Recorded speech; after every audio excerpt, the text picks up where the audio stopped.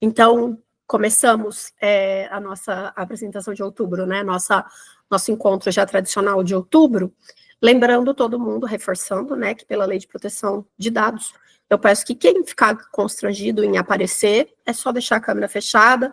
Essa aula vai ser disponibilizada depois no YouTube, então tá tudo certo, pode mandar pergunta pelo direct, se preferir, e a gente vai respondendo tudo. Eu gosto de começar sempre, né, as apresentações, falando da numerologia. Por quê, né? Porque eu acho que a numerologia, ela complementa muito bem a astrologia, ela traz um panorama muito rápido e fácil para a gente entender como é que o mês vai desenrolar. E no nosso bate-papo informal, eu estava explicando que outubro é um mês, no coletivo e no individual, né? Então, para todos nós, que tem uma energia semelhante à do ano seguinte. Aqui eu vou fazer uma explicação de uma dúvida que acontece com muita frequência para mim, que é o seguinte: a minha linha numerológica, né, a minha linha de estudos, é diferente de quem trabalha com a numerologia cabalística, por exemplo. Quem trabalha com a cabalística vai dizer que o teu ano começa no teu aniversário. No meu estudo, na minha linha de trabalho, a gente sempre olha para a energia a partir do dia 1º de janeiro, porque se nós estamos falando de vibração energética, a minha data de nascimento somada à energia do ano vibra X. Não faz sentido, no meu entendimento, na minha linha de estudos, a gente esperar, né, até o aniversário para poder desbloquear essa energia. Nós estamos em 2024, que é um ano mundial 8, 2025 vai ser um ano mundial 9, cada um tem sua energia pessoal, mas ela vibra dessa forma no meu entendimento. Do meu lado, existem outros estudiosos muito mais sambados do que eu não sou uma pessoa que inventou isso aqui, tá? É só para ficar claro, porque sempre quando alguém tem um conhecimento de numerologia cabalística, fica na dúvida ou tem essa confusão. Então, aqui na minha linha de estudos, a gente começa desde o dia 1º de janeiro. Então, no mundial, para todos nós, o mês que vem, o mês que vem não, o mês que vem, né, porque amanhã que começa o próximo mês, ele é um mês 9. E o que é essa energia 9? É uma energia de finalização. Só que tem um segredo aqui que eu estava contando para vocês, eu estou colocando a bateria, tá? Para não cair a nossa conversa. Qual que é o segredo que eu estava explicando aqui no coletivo para todo mundo? Que a gente tem todo o mês de outubro, e não é só esse, são todos os meses de outubro, em todos os anos, a gente tem um padrão energético similar, não igual, mas semelhante ao do ano seguinte. Então, o que significa isso? Se você está no ano pessoal 1, por exemplo, outubro tem uma energia 2. Se você está no ano 5, outubro tem uma energia 6. E aí por diante. Por que isso?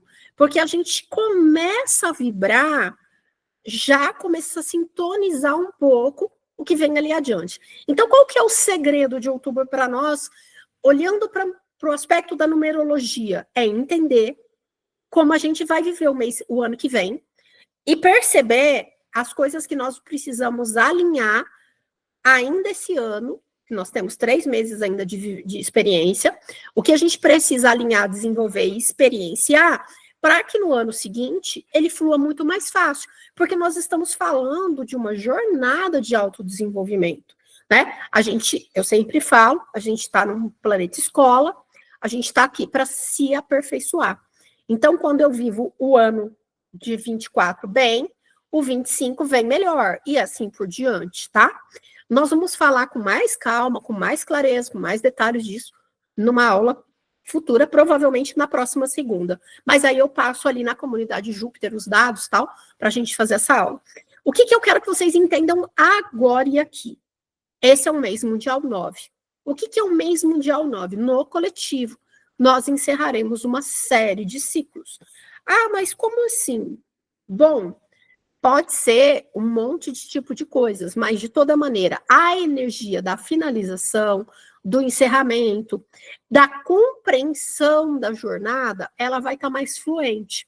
Então, a gente também tem que lembrar que quando a gente fala de encerramento, a gente também fala de começo, porque a gente não encerra sem começar o próximo. Se a natureza é cíclica e ela é circular, toda vez que eu fecho um aprendizado, eu começo outro. Mesmo quando a gente pensa em morte, né? A gente sabe hoje que existe outra coisa. Não é assim um grande vazio. Morreu, acabou, tem um grande vazio, é um nada. Não é assim, né? Então a gente. E ainda que fosse, é um outro momento, é um outro começo.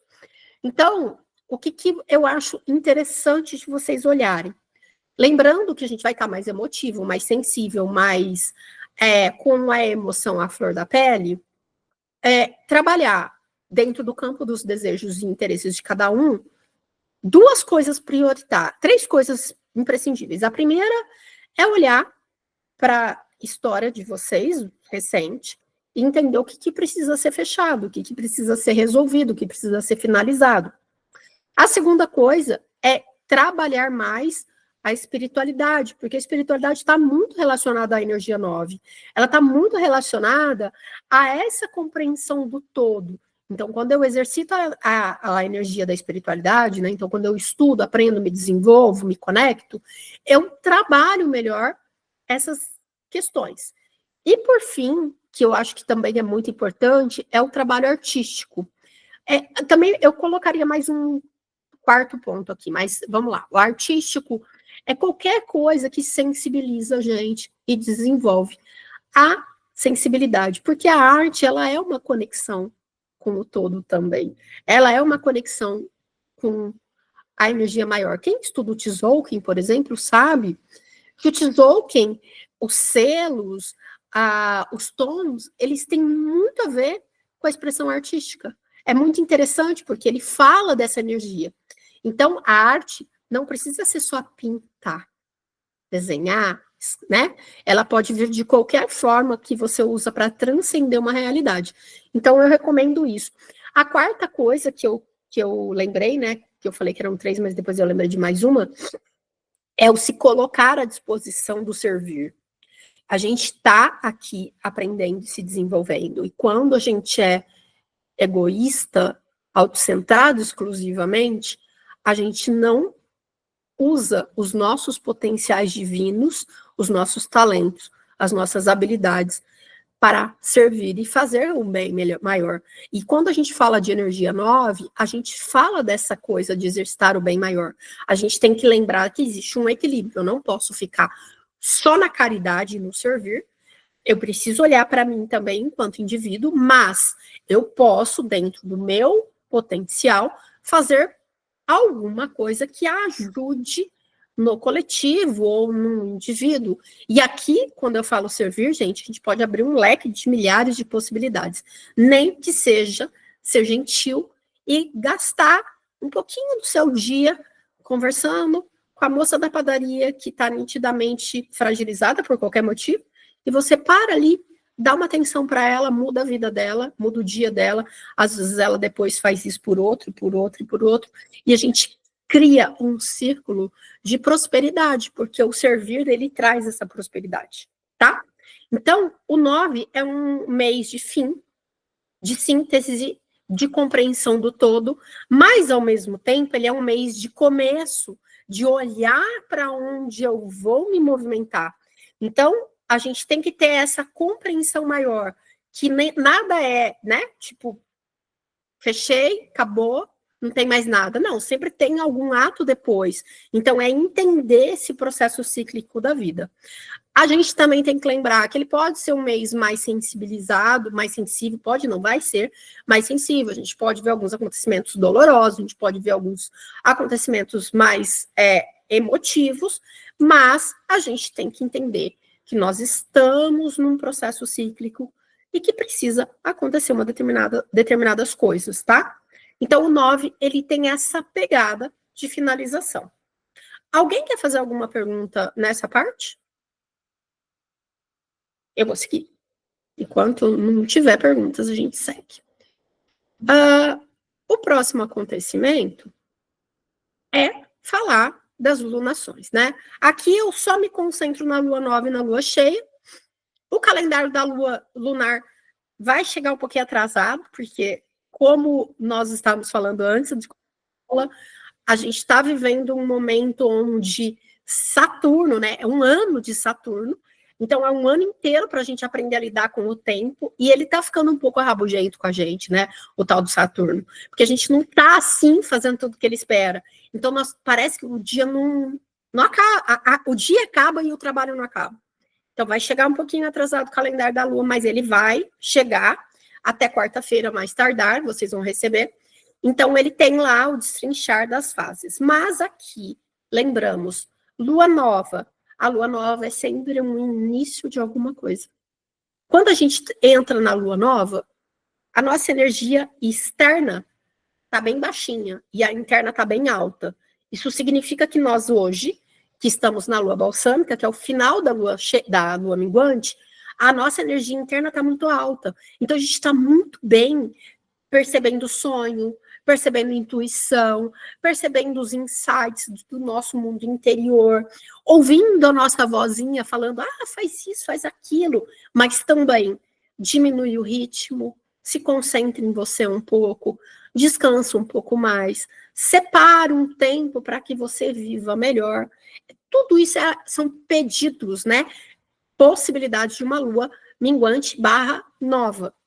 Na medida que a lua acontece nova, a gente tem um start em alguma coisa. Então, aqui, essa lua nova é uma lua nova especial. A gente está falando de um eclipse solar. E aonde vocês tiverem esse acontecimento no mapa, certamente alguma coisa importante vai acontecer, tá? O eclipse acontece no grau 10 de Libra. Eu fiz algumas postagens no Instagram falando mais disso. Essa aula não é só em detalhes sobre o eclipse, mas já falo daqui a pouco dele. Então, aonde esse eclipse ocorrer, a gente tem uma faísca ali de começo. É legal prestar atenção, é legal desenvolver coisas relacionadas aos assuntos venusianos. Falaremos disso já já. Depois que a Lua acontece nova, então depois do dia 2, se a gente contar 3 ou 4 dias depois do dia 2, a gente já começa a ver a Lua crescendo no céu. Então a nossa energia que estava toda para dentro começa a ir para fora. Então a gente começa a ficar mais disposto com atividade física, a gente já pode dormir um pouquinho menos, a gente já começa a ficar mais animada para pôr a mão na massa com tudo que a gente desejou, idealizou, pensou, ou tudo que começou na lua nova. Então, a lua nova é um momento de pensar, de começar, de co-criar a realidade que vai ser desenvolvida a partir da lua crescente. Na medida em que a lua cresce, nossa energia externa cresce, a energia yang aumenta, né? Então, a gente fica mais ativo, a gente consegue trabalhar mais, a gente faz mais coisas, fica mais comunicativo para fora, mais sociável, mais disposto, e o nosso mundo interno vai dando uma diminuída. Então, a nossa intuição dá uma diminuída, nossa conexão com os sonhos dá uma caída. Não quer dizer que ela acaba, mas a gente dá uma esfriada dentro da gente. Aí, na lua cheia, a gente tem de novo uma igualdade de energias, né, masculina e feminina, e a gente começa a viver de novo esse mundo interno na medida em que a lua mingua, tá? É mais ou menos assim que funciona. Então, quando a gente tem uma lua cheia potencializada, o que acontece, né? A gente está falando de uma lua nova, eu falei lua cheia, mas é lua nova. A gente está falando de uma lua nova, que é um eclipse, né? Todo eclipse de lua nova é solar, todo eclipse de lua cheia é lunar. Então, o que a gente tem que pensar? O sol é consciência, é a vida externa, é o que eu enxergo. Quando eu tampo isso por um tempo, eu preciso mudar normalmente a direção. Então, imagina assim, tu tá indo por um caminho e, de alguma maneira, alguma coisa te bloqueia. Você precisa tomar uma outra direção. Então, quando a gente tem um eclipse solar, né, a gente tem acontecimentos que começam na nossa vida. Às vezes, o acontecimento ele é muito sutil. E às vezes ele é um estardalhaço. Como a gente define uma coisa, como a gente entende quando vai ser uma coisa ou outra? Bom, a gente imagina dependendo de onde o eclipse acontece. A gente imagina se ele vai pegar um ângulo importante. Então, o que é um ângulo importante? Ascendente, meio do céu, fundo do céu e descendente. Quem vai ter ângulos importantes mexidos no eclipse? Quem tem o ascendente em Áries, em Libra, em Câncer ou Capricórnio. Se você é uma dessas pessoas, muito possivelmente esse eclipse vai desencadear questões das suas necessidades, dos seus valores internos ou da sua vida doméstica familiar, do seu relacionamento com outras pessoas e da forma como você desenvolve o seu trabalho. Vai pegar esses 4 pontos importantes. Quem mais vai sofrer ou sentir muito o eclipse? Quem tem planetas, Sol, Lua, Vênus, Marte, Mercúrio, principalmente esses 5, tá? Entre os graus 7, 8, 9, 10, 11, 12 e 13 de Áries, de Libra, de Câncer ou de Capricórnio. Ah, mas eu não tenho nenhum desses, mas tenho Plutão. Possivelmente você vai sentir uma crise. Ah, eu tenho Netuno. Possivelmente você vai sentir um arrebatamento. Mas esses 5 principais, eles falam muito da nossa vida cotidiana. Então, eles pegam muitos aspectos da nossa vida. Então, se você tiver algum planeta importante entre o grau 7 e o 13 de Áries, Libra, Câncer e Capricórnio, com certeza, de alguma maneira, você vai sentir o eclipse. Ah, mas é sempre ruim? Não. Eu estava comentando, eu não me lembro, eu estava comentando com um amigão meu, o Gustavo, eu não sei se alguém aqui já passou pelo Gustavo, o Gustavo é um tarólogo maravilhoso. Eu estava conversando com o Gustavo ontem, falando sobre o eclipse, né, e a gente falava assim, eu falei, o do ano passado caiu em cima do meu ascendente, que é em cima do meu Plutão. Então, aqui a gente tem certeza que tem uma crise. Só que foi uma crise maravilhosa, porque não chegou a ser uma crise, foi uma transformação importante. Em algumas áreas da minha vida, eu mudei muitas coisas internas. A diferença é que existe um segredo, né? Quando a gente vê que vai ter uma energia ativada, a gente aproveita e trabalha essa energia conscientemente, preventivamente. Por exemplo, se o eclipse vai cair em cima da Lua, a Lua é sentimento, a Lua fala de emoção. Como eu posso trabalhar aquela Lua, né, de uma forma mais tranquila? Então, às vezes, você nem faz essa... No fundo do céu são os meus valores internos e a minha vida familiar. Pode ser pai ou mãe também, se for o caso. Pode ser também mudança de casa, tá? Valores mais internos. Quando um eclipse aciona um aspecto nosso, às vezes essa mudança pode ser desconfortável num primeiro momento, mas ela certamente, se bem administrada, traz uma evolução e um processo. Lembra? A gente está aqui num planeta escola para se desenvolver. Então, eu vou dar um exemplo para vocês entenderem o que é um eclipse. Deixa eu só tomar uma água, porque está seco pra caramba aqui. Imagina que há uns meses atrás, a sua cama quebrou o pé. Quebrou um pé da tua cama. Ah, eu não quero arrumar, eu quero deixar de qualquer jeito e tal. Aí, você vai lá, pega 4 livros velhos que você não usa, coloca como calço da sua cama e fica lá com ela, feliz e contente, rindo que você não precisou trocar a cama. Vem um eclipse, ele quebra efetivamente a cama. Mas você vai ter que trocar essa cama. Se você for uma pessoa que entende que o acontecimento negativo ele pode ser uma oportunidade, você vai lá na loja de camas e colchões e vai ter a oportunidade de ter uma cama e um colchão melhor do que o anterior. Claro que vai ter um sacrifício. Qual que é o sacrifício? É sair de casa, é comprar a cama nova, é muitas vezes o pagamento da cama. Mas na vida, a gente tem que se desenvolver. E muitas vezes, os eclipses, eles nos tiram do lugar de zona de conforto. Eles tiram a gente daquele lugar de comodismo, da cama quebrada, para ter a oportunidade de ter uma cama nova. Aí você vai escolher se você vai ficar dormindo só no chão, passando raiva, talvez mais suscetível a calor, frio, bichos peçonhentos, ou você, e problemas de coluna, talvez, ou você vai assumir que você precisa de uma renovação e comprar uma cama nova. Entende que é assim que funciona a vida, gente? Não é que eu tô querendo falar, olha, todo mundo vai sair feliz do eclipse, porque não é sobre isso. Eu entendo que um monte de gente vai ter dificuldades, cada um no seu lugar. Eu também tenho as minhas, tá? Mas é oportunidades. Eu já contei muitas vezes, e vou repetir aqui, no ano que eu comecei a atender profissionalmente astrologia, porque eu me formei como astróloga em 2005. Eu só fui trabalhar em 2019. Trabalhar entre aspas, né? Porque entre 2005 e 2019, eu atendia amigos, amigos de amigos, sempre sem compromisso.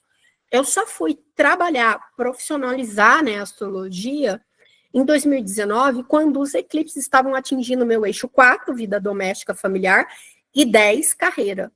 E eu estava vivendo uma crise interna, porque a 4 fala de crise interna horrorosa. Eu estava vivendo uma crise interna tão ruim que eu cheguei um dia e falei assim, eu não tenho nada a perder, eu vou fazer o atendimento. Eu tinha uma pessoa que queria ser atendida, eu falei, eu vou atender, vou ver o que acontece. Por quê? Porque foi a crise, a mudança interna que me impeliu a mudança externa. Então, se não tivesse aquele eclipse, se eu não tivesse aquela série de crises que eu estava vivendo internamente, talvez eu não estivesse aqui hoje. Então, o que eu quero mostrar? Foi horrível, foi dolorido, foi sofrido, foi solitário, foi assustador. Sim, eu passei por uma crise muito difícil. Porém, me trouxe para um caminho que eu sempre quis estar. Eu me formei em 2005. Eu fiz uma formação, eu fui fazer escola de astrologia. Então, eu não comprei 3 livros e li, eu fiz o processo.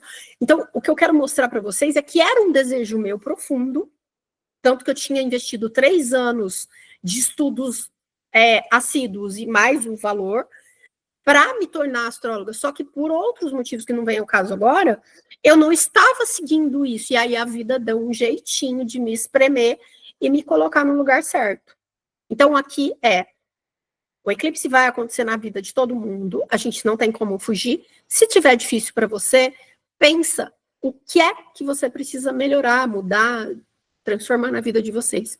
E quem tiver dificuldade, algum problema, pode me chamar no privado. Ficou fácil? Deu para entender? Fácil não, mas deu para entender o processo do eclipse?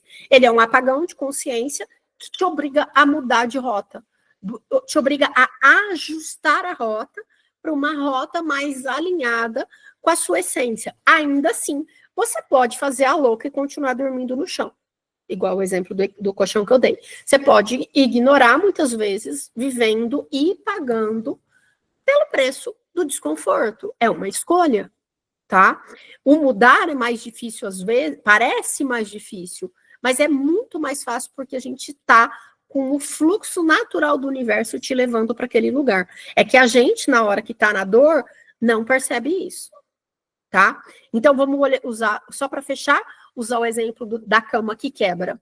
Você vai na loja e descobre que a cama maravilhosa do teu sonho está em promoção, você vai encontrar uma pessoa muito legal quando tu vai na loja, eu vi, querida, eu sei isso, eu vi o sobrenome. Então, assim, é sobre isso, tá, gente? É entender que sempre o universo vai ajudar você se você fizer a sintonia da direção correta. O Almir Klink fala isso num dos livros dele, que quando você ajusta a rota correta, com a tua rota de evolução, o universo dá um jeito de te empurrar para onde você precisa ir de uma forma muito suave, gentil e amorosa. A dor vem quando a gente está insistindo no caminho que não é o nosso, na maioria das vezes, tá? Vamos lá. Lua cheia. Todo eclipse, toda lua nova tem depois uma lua cheia. Eu preciso falar para vocês, muito sucintamente, que a lua nova, eu já expliquei, ela começa um ciclo.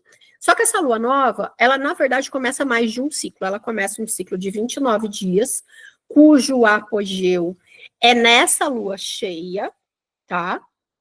Então, a gente vai ter 2 semanas depois da lua nova, uma lua cheia em Áries. Então, tem o apogeu do primeiro ciclo, que é um ciclo rápido. Mas a gente também tem um eclipse não, um ciclo de 12 meses, cujo apogeu é a lua cheia de Libra, lá quando o Sol estiver em Áries. E por que isso? Porque a gente tem ciclos que vão se desenvolvendo ao mesmo tempo. Então, essa lua nova, esse eclipse de agora, ele abre movimentos, desenvolvimentos e aprendizados de curto prazo, de médio prazo, né? De médio a longo prazo. Então, é muito importante que a gente tenha consciência de que a gente está num processo de cocriação. Se você passar o eclipse com medo, ansiosa, angustiada, desesperada, tu vai atrair uma energia que não é muito legal para os seus projetos. Então, como é que a gente faz isso? A gente cuida do nosso corpo, comendo melhor, dormindo melhor, fazendo atividade física, fazendo exercício respiratório para acalmar a ansiedade. A gente trabalha preventivamente para que a gente possa viver o eclipse de uma forma legal. E principalmente durante esse mês do eclipse, né, que começa com o eclipse, para que a gente vá desenvolvendo habilidades e características que vão ajudando a gente a criar a realidade desse ciclo maior. Quem estava na aula de eclipse lembra que, inclusive, eu expliquei que em dezembro, na lua seguinte, daqui 3 meses, a gente tem um desdobramento desse eclipse. Então, a lua do desdobramento é a lua nova de Capricórnio, se eu não me engano, no dia 30 de dezembro. Então, o que eu quero sugerir para vocês? Esse mês, a gente tem acontecimentos que vão se desenrolar por um ano. É muita coisa. Tentem encontrar um eixo de equilíbrio interno. Quem tiver dificuldade, fala comigo. Tem algumas possibilidades ali para ajudar vocês a encontrar esse eixo de equilíbrio. E vão mentalmente trazendo para a consciência o que vocês querem desenvolver no próximo ano, nesse período. Eu recomendo que vocês olhem, sobretudo, para assuntos de amor, de autoestima, de valor. Por quê? Porque a lua nova é uma lua nova de Libra, tá? O apogeu, lua cheia, esse primeiro apogeu, agora, é uma lua em Áries, então é um momento de ação, de intensidade. O que você plantar agora na lua nova, depois de amanhã, tem uma colheita ali na lua cheia, tá? Vocês conseguiram entender como é que funcionam esse ciclo pequeno, esse ciclo maior? Fez sentido? Tem alguma dúvida? Alguém quer perguntar? Eu vou seguir, então.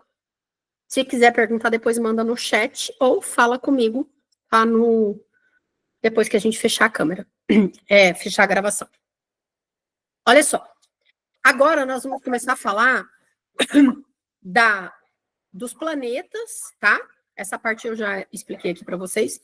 Nós vamos começar a falar sobre os planetas. Eu vou enfatizar planetas rápidos e planetas lentos agora. Os principais acontecimentos. Nós temos 4 acontecimentos importantes, além da entrada do Sol no signo novo. E aí, como é que a gente entende isso? A gente entende que esses planetas, eles vão atuando na nossa vida e trazendo energias e acontecimentos. O planeta retrógrado sempre fala de revisão, independente do que ele traz de revisão, ele sempre está associado à revisão.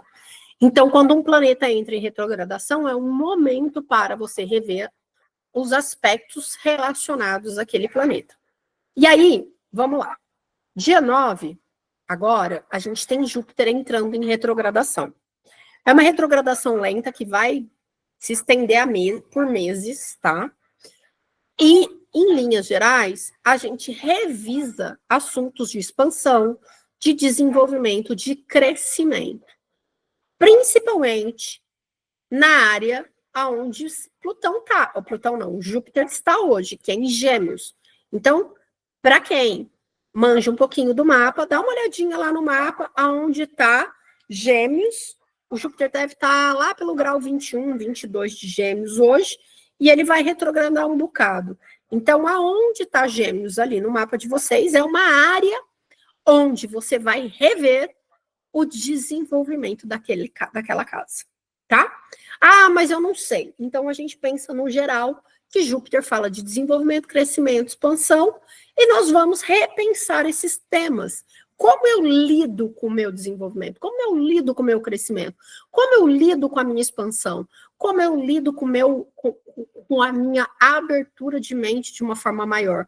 É isso que o momento vai pedir para a gente, tá? Em contrapartida, 2 dias depois, o Plutão, que já está retrógrado e já está causando grandes estragos, trazendo muitos escândalos nos Estados Unidos, por exemplo, à tona, alguns no Brasil também, né? Tem brasileiro, inclusive, envolvido, etc. Plutão sai da retrogradação. O Plutão, ele fala de crise, ele fala de escavar o que está lá embaixo e trazer para cima. Então, aqui, quando ele sair da retrogradação, vocês podem ter certeza que mais caquinha no ventilador vai ser jogada. Então, é como alguns segredos obscuros viessem à tona. Por que a gente tem que pensar aqui como é que isso funciona? A gente está falando de Plutão encerrando um ciclo, né, gente? O Plutão está no finalzinho de Capricórnio, ele está no último grau de Capricórnio. Então, ele está encerrando um ciclo de transformação de valores mais relacionados a governos, a instituições, a poder, porque Capricórnio está muito relacionado a alto escalão de poder.